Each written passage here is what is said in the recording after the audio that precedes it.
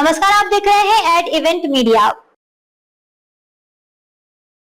आइए जानते हैं आज विभिन्न शहरों में आयोजित होने वाले प्रमुख कार्यक्रम की जानकारी। यशोभूमि द्वारका में 29-30 जुलाई 2026 को बायो एनर्जी ग्लोबल कॉन्फ्रेंस 2026 आयोजित होगा। सम्मेलन में देश विदेश के विशेषज्ञ, नीति निर्माता और निवेशक बायोफ्यूल, बायोमास, बायोगैस और स्वच्छ ऊर्जा की नई तकनीकों, नवाचारों और भविष्य की संभावनाओं पर चर्चा करेंगे। India international agri business conference and expo 2026 का आयोजन 29 और 30 जुलाई 2026 को जियो वर्ल्ड कन्वेंशन सेंटर मुंबई में होगा। इस अंतर्राष्ट्रीय सम्मेलन में agri business, food processing, agritech, आधुनिक कृषि तकनीक और निवेश के अवसरों पर चर्चा होगी। देश विदेश के विशेषज्ञ, उद्यमी और निवेशक इसमें भाग लेंगे। यशोभूमि द्वारका में 29 से 31 जुलाई तक वेस्ट मैनेजमेंट, रिसाइकलिंग और वेस्ट टू एनर्जी पर भारत की प्रमुख B2B प्रदर्शनी आयोजित होगी। इस प्रदर्शनी में देश विदेश की प्रमुख कंपनियां आधुनिक कचरा प्रबंधन, रिसाइकलिंग, सर्कुलर इकोनॉमी और ग्रीन टेक्नोलॉजी के नवीनतम समाधान प्रदर्शित करेगी। यह कार्यक्रम उद्योग विशेषज्ञों, निवेशकों, व्यवसायियों के लिए महत्वपूर्ण मंच साबित होगा। आइए जानते हैं खास खबरें। संसद के मानसून सत्र का आज 7वां दिन है। लोकसभा में परीक्षा में सुधारों से जुड़े विधेयक पर चर्चा शुरू हो गई है। चर्चा के लिए 8 घंटे का समय निर्धारित किया गया है। स्पीकर ओम बिरला ने जरूरत पड़ने पर इससे अधिक समय देने की बात कही है। जापान में क्यूशो इलाके में 7.1 तीव्रता का शक्तिशाली भूकंप दर्ज किया गया है। इसके साथ सुनामी की चेतावनी भी जारी की गई है और लोगों को समुद्र और तटों से दूर रहने की सलाह दी गई है। नीट यूजी पेपर लीक के विरोध में हुए छात्र आंदोलन के दौरान पुलिस कार्रवाई को लेकर सुप्रीम कोर्ट ने सख्त रुख अपनाया है। अदालत ने कहा है कि प्रथम दृष्टया स्वतंत्र और निष्पक्ष जांच की जरूरत है और कानून तोड़ने वाले किसी भी व्यक्ति के खिलाफ कार्रवाई होनी चाहिए। बारिश ने उत्तराखंड में जनजीवन पूरी तरह से प्रभावित कर दिया है। कहीं भूस्खलन से राष्ट्रीय राजमार्ग बंद है तो कहीं उफनती नदियों के बीच लोग फंस गए हैं। 4 धाम यात्रा पर 2 दिन के लिए अस्थायी रोक लगा दी गई है। पिछले 24 घंटे में मालदेवता में सबसे अधिक 233 मिलीमीटर वर्षा दर्ज की गई है।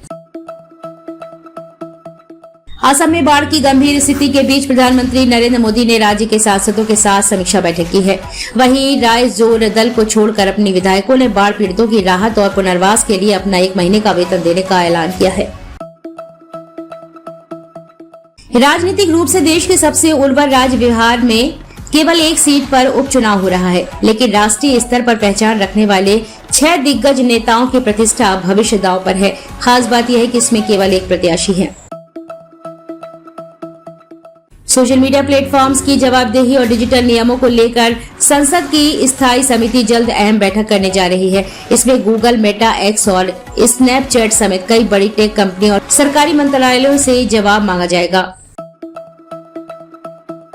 एक रिपोर्ट में दावा किया गया है कि बाबर आजम ने पाकिस्तान की टेस्ट टीम की कप्तानी तभी स्वीकार की जब उन्हें भविष्य में तीनों फॉर्मेट की कप्तानी सौंपने का भरोसा दिया गया।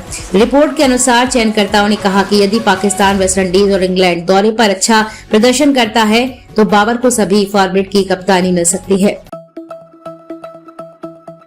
दिल्ली एनसीआर में मानसून एक्सप्रेस ने रफ्तार पकड़ ली है। मंगलवार की सुबह दिल्ली एनसीआर के विभिन्न हिस्सों में बारिश की बूंदों ने दस्तक दी। इससे पहले सोमवार को भी कुछ इलाकों में बारिश हुई थी। दिल्ली में झमाझम बारिश हो रही है, जिसके चलते कई इलाकों में जलभराव हो गया है। सोशल मीडिया पर अमेरिका की कैलिफोर्निया से एक 16 साल के लाइफ गार्ड का वीडियो तेजी से वायरल हो रहा है, जिसमें वे अपनी सूझबूझ और बहादुरी से तेज लहरों का सामना करते हुए समुद्र में बहते 10 साल के एक बच्चे की जान बचाता नजर आया। कॉमनवेल्थ गेम्स 2026 में घुटने की चोट के कारण हाई जंप से बाहर हुए तेजस्विनी शंकर ने हार नहीं मानी। खुद पदक की दौड़ से बाहर होने के बावजूद वह मैदान में रुके रहे और साथी खिलाड़ी सर्वेश कुमार को तकनीकी सलाह देते रहे। तेजस्विनी की सलाह का असर दिखा और सर्वेश ने पुरुष हाई जंप में ऐतिहासिक रजत पदक जीत लिया। अब तेजस्विनी की निगाहें गुरुवार से शुरू होने वाली डेकाथलॉन स्पर्धा पर है। भूमिका शाहजवानी ने अंतर्राष्ट्रीय मंच पर भारत का नाम रोशन करते हुए मिसेज अर्थ एलीट 2026 का खिताब अपने नाम कर लिया है। ग्लासगो कॉमनवेल्थ गेम्स 2026 में भारत की पैरा एथलीट शर्मिला धनखड़ ने महिलाओं की शॉट पुट F57 स्पर्धा में 9.81 मीटर का सीजन का सर्वश्रेष्ठ थ्रो कर स्वर्ण पदक जीतते हुए इतिहास रच दिया। मध्य प्रदेश में मूंग की पूरी उपज समर्थन मूल्य पर खरीद सहित 8 सूत्रीय मांगों को लेकर किसानों का आंदोलन तेज हो गया है। संयुक्त किसान मोर्चा की पदयात्रा ओबेदुल्लागंज पहुंच गई है। किसानों के भोपाल कूच को देखते हुए पुलिस ने बैरिकेडिंग कर सुरक्षा बढ़ा दी है और कई मार्गों पर यातायात प्रभावित हुआ है। संसद के मानसून सत्र में पूर्णिया सांसद पप्पू यादव अनोखे अंदाज में विरोध दर्ज कराने पहुंचे। सिर पर जस्टिस लिखी पट्टी बांधकर उन्होंने छात्र प्रदर्शन पर पुलिस कार्रवाई को लेकर सरकार पर सवाल उठाए हैं और न्याय की मांग दोहराई है।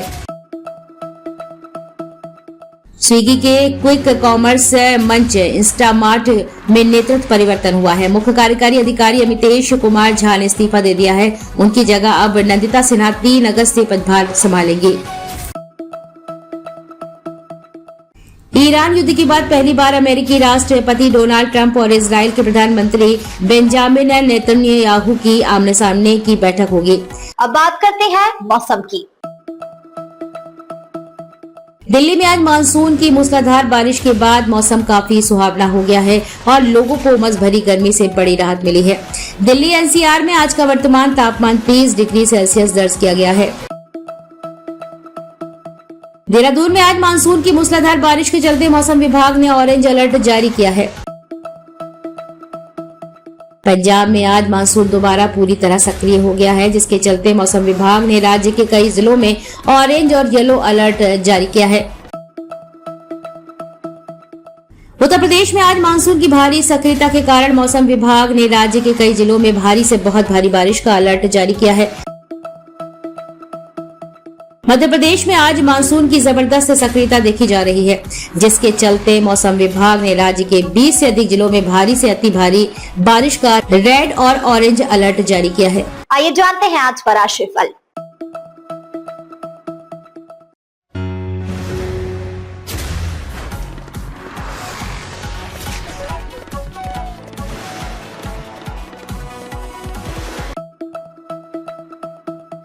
अपनी खबर, कार्यक्रम या विज्ञापन प्रकाशित कराने के लिए नीचे दिए गए कॉन्टैक्ट नंबर व ईमेल पर आज ही संपर्क करें।